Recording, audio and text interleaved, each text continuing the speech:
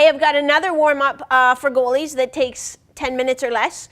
You can do before you step on the ice. You can even use it before you work out. We use it sometimes before we do our speed and agility training. This is Maria from goalietrainingpro.com with number 2 in our 4-part series.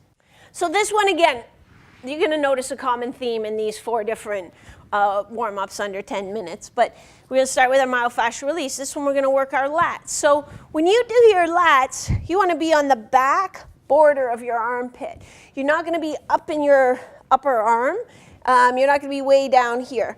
So I reach overhead with this arm. I position that in the back border of my armpit, and I'm going to roll along the length of it. And it doesn't feel great, so you'll kind of know, okay, I think I'm on the right spot. So we're going to roll that 30 seconds on each side.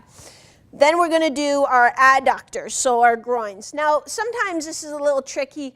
You might even want to elevate your foot on a bench and roll it that way, because sometimes we run out of space when we're on the floor. It depends how flexible we are to start with and how much we can get this knee out to our side. But basically, we're just going on the inside of our thigh, and we're going to try to split it up sort of into thirds. So I'm going to work on the outer third, just above my knee. Then I'm going to work on that middle third, and getting in just as tight as I can. So again, sometimes it's hard to get right up in there with the lacrosse ball. Sometimes we put the ball up on the table and sort of roll it that way. So that will get your adductors, and you could for sure use a foam roll if you wanted for that one. Then we're going to start into our mobility. So we're going to go quadruped T-spine with a rock back. So we're going to rock back, keep our torso nice and flat to the floor. Hand comes to our ear. We're going to rotate till our elbow touches our other arm, and then rotate up, keeping my neck in neutral. So not looking, some people like to look down. Keep that chin up a little bit. As I rotate out, I breathe in through my nose, and as I come back down, or I breathe in through my nose, as I rotate down, I breathe out through my mouth. And this part doesn't move at all. That's important, because I want to be getting this part of my spine moving nicely. From there, you'll stay in your hands and knees position. We're going to do a wrist flexion and extension. So we're going to start here with our palms flat. We're going to come forward, keeping my elbows straight. So I'm just rocking my body forward. And I'm not really holding. It's the same with the T-spine rotation. I'm just going to do about 5 this way, a little pulse and pause. And then I'm going to turn my palms up. This one's a lot harder for me. Keeping my elbows straight, and then I'm going to sit back a little bit. And again, not to the point that it's painful, just till I feel a good stretch. Keeping my fingers flared. And I'm going to do about 5 pulses like that. So 30 seconds with the lacrosse ball, lats, adductors, T-spine rotation, 5 each way, wrist flexion extension, 5 each way, and then we're going to do this one, which I don't know what it is. Okay, I can just start going again.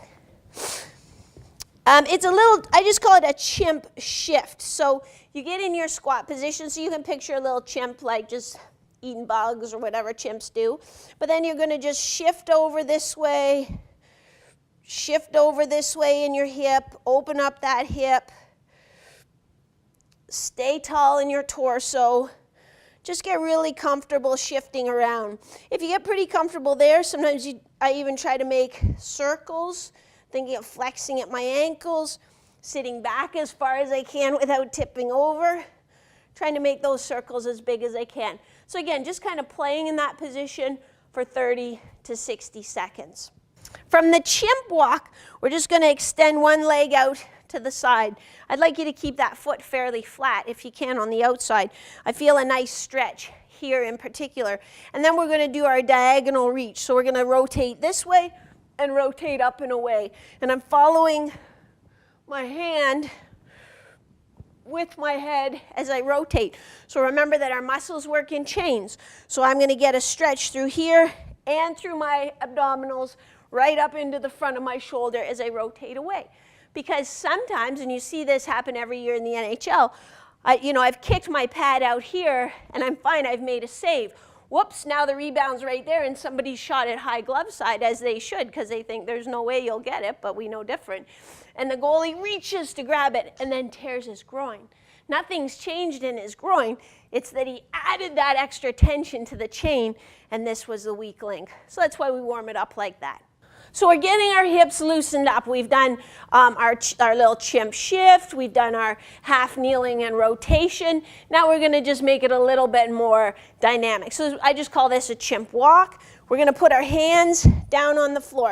And I'm going to have to rock some of my weight to my hands. So this follows up too on that wrist mobilization we did. So I'm going to go here, and then my hands kick out, or my feet kick out underneath me. I kick this way. I can come back, boom. See how I'm keeping my bum nice and low as I go. So I don't want to come way up here. I want to let my hips do that work. So I'll stay low, cast my hands, reach with my feet. So for this one, we're working a fair amount on our hamstrings. This exercise really is for our hamstrings because I think sometimes you guys don't realize how important your hamstring mobility is or hamstring flexibility is to things that you really hold dear, like the splits and those big kick saves and the big dramatic movements. So this one's for your hamstrings. So we're going to do a little kick. And when I kick up, I'm not rounding my back. I'm just staying nice and tall and using the mobility that I have there in my hip. Then I'm going to come forward with a nice long reach through my fingers, reach through my foot. And then again, I can do this stationary. Just switch legs, reach, come up, kick, reach, and just alternate legs each time. Do about 4 on each leg. Then we're going to get a little bit more dynamic with it again, a little more goalie specific. We're going to do just a step, step, stick. The stick is the key element. You have to be able to decelerate and hold your position and be balanced so you're ready to make your next move. So if you're here, again, thinking, well, where would the puck be going? Where should my glove and blocker be? I'm going to step, step, stick. See how I got a little here? Okay, I want to try and correct that. Step, step, stick. Better. I'm ready. And really make that nice deceleration. Too often we see goalies, they decelerate and they break with their body, or they're just kind of floaty about it.